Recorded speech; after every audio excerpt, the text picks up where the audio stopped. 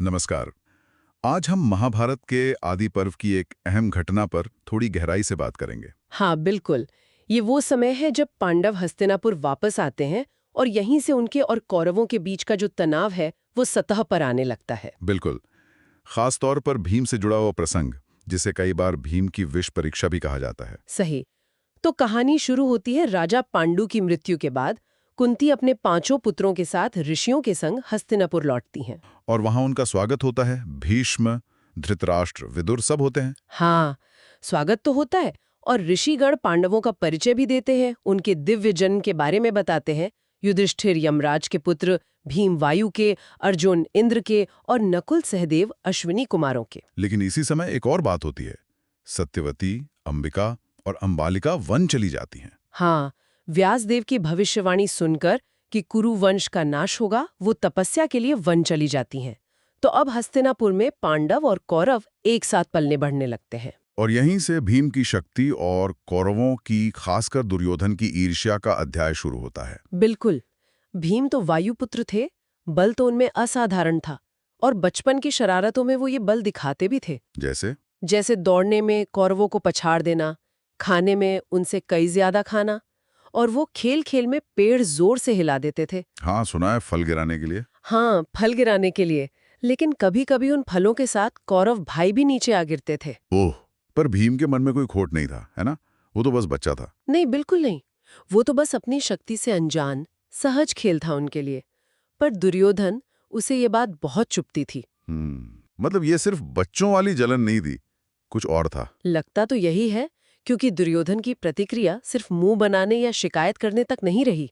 उसने तो भीम को रास्ते से हटाने का ही सोच लिया। इतनी कम उम्र में? हाँ, उसे लगा कि अगर भीम नहीं रहेगा तो पांडव कमजोर हो जाएंगे और राज्य पर उसका दावा मजबूत हो जाएगा। ये एक सोची समझी साजिश थी। और इसी साजिश के तहत उसने वो गंगा किनारे जल क्रीड़ा का आयोजन किया। बिल्कुल। एक बड़ा सा महल बनवाया गंगा तट पर, सबको दावत दी, जल क्रीड़ा के लिए बुलाया और खास निशाना था भीम। उसने भीम के भोजन में विष मिला दिया। हाँ, कालकूट विष।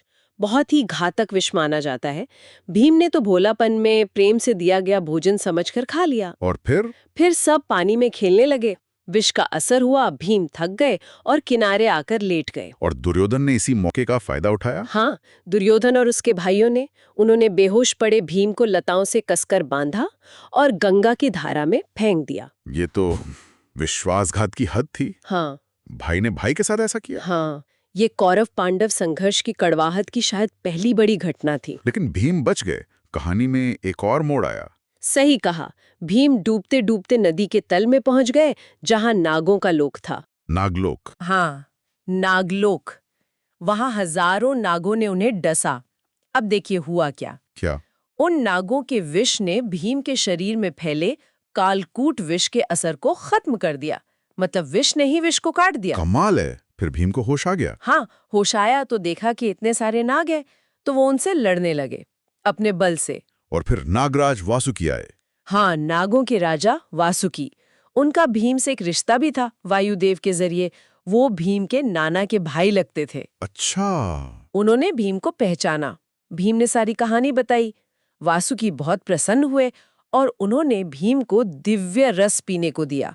दिव्य रस? हाँ, कहते हैं ऐसे 8 कटोरे उन्होंने पिए और हर कटोरे से उनमें 1000 हाथियों का बल आ गया। 8 कटोरे यानी कुल 8000 हाथियों का बल। कहीं कहीं 10,000 भी कहते हैं। हाँ, कथाओं में थोड़ा अंतर मिलता है, पर मतलब ये कि वो पहले से कई गुना ज्यादा शक्तिशाली हो गए और वो रस पीकर वो वहीं गहरी नींद में सो गए। तो उधर हस्तिनापुर में तो चिंता बढ़ गई होगी। भीम गायब थे, ही मन खुश था। कुंती का तो रो रोकर बुरा हाल था। उन्हें शक तो दुर्योधन पर ही हुआ होगा। बिल्कुल। उन्होंने विदुर से अपनी चिंता जताई भी। कहा कि जरूर दुर्योधन ने ही मेरे बेटे के साथ कुछ अनिष्ट किया है। विदुर तो ज्ञानी थे, उन्होंने क्या कहा? विदुर ने उन्हें धीरज बंधाया। कहा कि व्यास जी ने पांडवों को दीर्घायु बताया है, चिंता न करें, भीम अवश्य लौटेंगे। और भीम लौटे कितने दिन बाद? पूरे 8 दिन बाद। उनकी नींद खुली। नागों ने उन्हें नए कपड़े, गहने पहनाए और सम्मान के साथ वापस उसी गंगा तट पर पहुंचा दिया। और जब वो वापस हस्तिनापुर पहुंचे, माँ कुंती और भाइयों की तो जान में जान आई। भीम ने पूरी घटना बताई कि कैसे दुर्योधन ने विष दिया और कैसे वो नागलोक पहुंचे और उन्हें नया बल मिला। सब सुनकर युधिष्ठिर ने क्या किया? क्या उन्होंने दुर्योधन से सवाल किया? नहीं, युधिष्ठिर ने यहाँ बहुत समझदारी दिखाई। उन्होंने भीम को समझाया कि ये बात अभी किसी को ना बताएं। गुप्त रखने को कहा। क्यों? शायद वो समझ गए थे कि अभी शक्ति संतुलन उनके पक्ष में नहीं है और इस बात को उठाने से झगड़ा और बढ़ेगा। उन्होंने कहा कि अब हम सब भाइयों को एक दूसरे की रक्षा पहले से ज्यादा सावधानी से करनी होगी। तो ये घटना एक तरह से पांडवों के लिए एक चेतावनी भी थी। बिल्कुल, ये दुर्योधन की क्रूरता का पहला बड़ा प्रमाण था और भीम के लिए एक तरह का पुनर्जन्म और शक्तिवर्धन भी। इसने भविष्य के महायुद्ध के बीज बो दिए थे। हाँ, दुश्मनी की खाई और गहरी हो गई। निश्चित रूप से। ये सोचने वाली बात है कि इतनी कम उम्र में जब कोई इस तरह के जानलेवा धोखे का शिकार होता है, हाँ और फिर उसे ऐसी असीम शक्ति भी मिल जाती है, जी, तो उस व्यक्ति के मतलब भीम के चरित्र पर, उनके भविष्य के निर्णयों पर इसका क्या असर पड़ा होगा? ये बहुत गहरा सवाल है। शायद इस घटना ने उन्हें और सतर्क बना दिया हो, या शायद अन्याय के खिलाफ लड़ने का उनका संकल्प और मजबूत हो गया हो।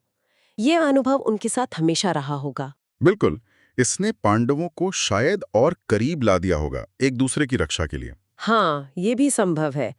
इस घटना ने उनके आपसी बंधन को जरूर मजबूत किया होगा।